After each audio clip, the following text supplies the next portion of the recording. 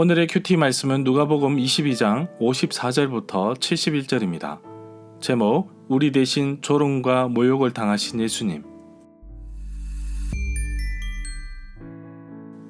먼저 앞뒤 문맥을 살펴보겠습니다. 6월절 식사를 마치시고 늘 하시던 대로 올리브 산으로 가셔서 기도하셨습니다. 뒤따르던 제자들에게도 시험에 들지 않게 기도하라고 당부하시고 조금 떨어진 곳에서 무릎을 꿇고 기도하셨습니다. 곧 잡히셔서 십자가를 지셔야 하는데 이 모든 것이 하나님의 뜻대로 이루어지길 원하셨습니다.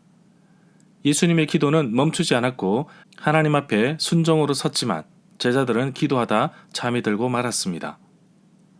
곧이어 가르치신 유다가 사람들을 데리고 와서 예수님을 내어주었습니다. 이 과정에서 베드로가 말고라는 대제사장의 종에게 상처를 입혔는데 예수님은 종의 상처를 치유하여 주셨고 구원을 이루시기 위해 순순히 잡히셨습니다. 사람들이 예수님을 붙잡아서 대제사장의 관사로 끌고 갔습니다. 베드로가 멀찍이 뒤따라갔는데 예수님과 함께한 사실이 드러나는 것을 두려워하여 예수님을 모른다고 3번이나 부인하였습니다. 베드로는 예수님께서 이미 닭이 울기 전에 3번 부인할 것이라는 말씀하신 것을 기억하였습니다. 베드로는 밖으로 나가 통곡하며 울었고 예수님을 지키던 사람은 예수님의 눈을 가리고 모욕하였습니다. 날이 밝자 본격적으로 신문이 시작되었고 예수님을 신성모독과 성전모독이라는 죄를 씌워서 고발하였습니다. 공회 앞에 서시는 말씀은 마태복음 26장, 마가복음 14장, 누가복음 22장, 요한복음 18장에 나옵니다. 베드로가 예수님을 모른다고 하는 말씀은 마태복음 26장, 마가복음 14장, 누가복음 22장, 요한복음 18장에 나옵니다. 문단을 나눠보겠습니다. 54절부터 62절은 부인하는 베드로, 63절부터 65절은 조롱받는 예수님, 66절부터 71절은 신문받는 예수님. 54절에 보면 그들이 예수님을 잡아서 끌고 대제사장의 집으로 들어갔습니다. 베드로가 멀찍이 뒤따라갔습니다. 마태복음에서는 베드로가 따라간 이유를 그 결말을 보려고 갔다고 말하고 있습니다. 55절에 보면 사람들이 정원 한가운데서 불을 피우고 둘러 앉아 있었습니다. 그 가운데 베드로도 함께 앉아 있었습니다.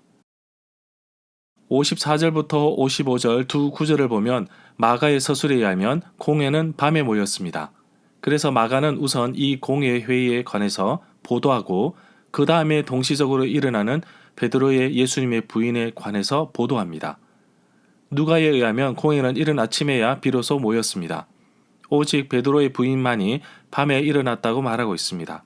그러므로 그것에 관하여 누가는 그 다음 단락에서 먼저 보도하고 있습니다.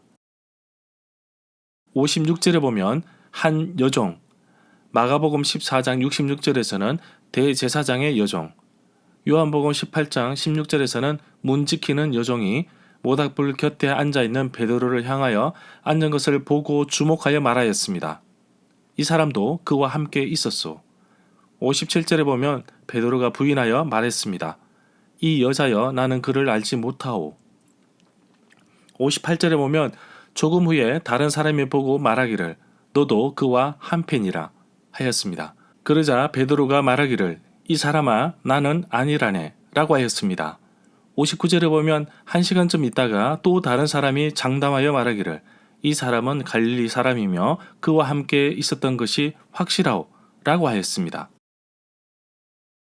60절에 보면 베드로가 말하기를 이 사람아 나는 네가 무슨 말을 하는지 알지 못하겠노라 라고 말하고 있을 때에 닭이 울었습니다.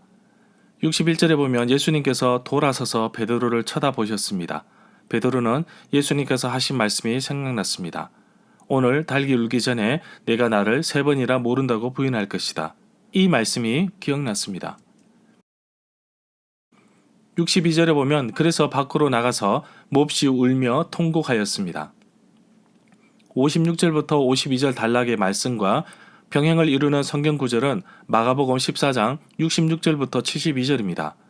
누가에 의하면 베드로는 3사람에게 차례대로 질문을 받고 공궁에 빠집니다. 베드로가 제정신을 차린 것은 닭 울음소리를 통해서 그리고 그것으로 예수님의 말씀에 대한 회상을 통하여 일어난 것이 아닙니다. 그것은 결정적으로 예수님이 몸을 돌려서 베드로를 바라보신 사실을 통해서 일어났다고 봅니다. 누가에 의하면 사람들이 예수님을 밤새 뜰에 세워두고 감시했습니다. 63절을 보면 예수님을 지키던 사람들이 예수님을 희롱하고 때리기까지 하였습니다. 64절에 보면 사람들이 예수님의 눈을 가리고 물었습니다.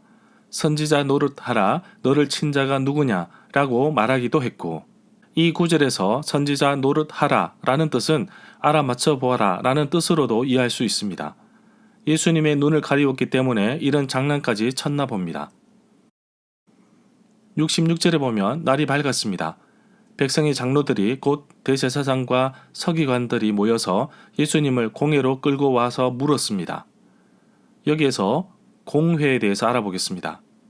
마태복음 26장 59절에서 말하는 전체 의원은 산헤드린이라고 불리는 유대인들의 최고 법정으로서 하위 법정에서 상고한 사건이나 상대적으로 매우 중대한 사건을 다루었습니다. 산헤드린은 대제사장, 장로, 서기관으로 이루어진 70명의 의원들로 구성되었으며 최고의 의장은 대제사장이 맡았습니다. 산헤드린의 주요 기능은 백성들의 종교 생활에 관해 재판하는 것으로 벌금형이나 태형을 선고할 수 있었고 경찰권을 행사할 수도 있었습니다. 그러나 사형권은 로마에게 있었으므로 사형을 집행할 수는 없었습니다. 67절부터 69절에 보면 백성의 지도자들이 계속 묻습니다. 내가 그리스도이거든 우리에게 말하라. 예수님께서 그들에게 답변하셨습니다. 내가 말할지라도 너희가 믿지 아니할 것이다. 또한 내가 물어도 너희가 답하지 않을 것이다. 그러나 이제부터는 인자가 하나님의 권능의 우편에 앉아 있으리라 고 하셨습니다. 하나님의 우편에 그의 등극하심은 바로 눈앞의 일입니다. 이로써 시편 110편 1절이 이루어진 것을 요구하신 것입니다. 이것은 그 당시에 유대교의 입장에서 볼 때 이제까지 들을 수 없었던 해석입니다. 이 대답이 두 번째 질문을 유발합니다. 이 질문에 대해서는 예수님은 주저없이 그렇다고 대답하십니다. 70절에 보면 백성의 지도자들이 모두 물었습니다. 그러면 내가 하나님의 아들이냐? 예수님께서 대답하셨습니다. 내가 그렇다고 너에게 말했다. 71절에 보면 백성의 지도자들이 말하였습니다.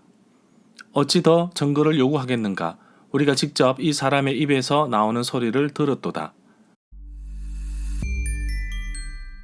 절마다 상세한 설명과 구절 해석, 핵심 내용과 중심 줄거리는 네이버 블로그에 올려져 있습니다. 내게 주시는 교훈입니다. 예수님은 자신의 죽음 앞에서 많은 사람의 모욕과 놀림을 받았지만 그것보다 더 마음 아팠던 것은 바로 자신의 제자가 3번이나 모른다고 부인했던 사건일 것입니다. 불행 중 다행인 것은 닭 울음소리에 베드로가 정신을 차린 것입니다. 또 한 가지 예수님께서 몸을 돌리셔서 베드로를 직접 쳐다본 것입니다. 청각적, 시각적인 깨달음을 통해 베드로는 자신이 처한 모습을 정확하게 깨닫고 잘못을 시인한 것입니다. 예수님께서 지키는 사람들에 의해 놀림과 모욕을 당하시면서까지 참고 참으셨습니다. 그 조롱과 모욕은 우리가 받아야 할 것인데 예수님은 묵묵히 참고 참으셨습니다. 바로 우리를 향한 구원을 이루시기 위함이었습니다. 죽기까지 나를 사랑하신 예수님의 그 사랑을 이번 한 주간 깊이 생각해 보기를 소망합니다.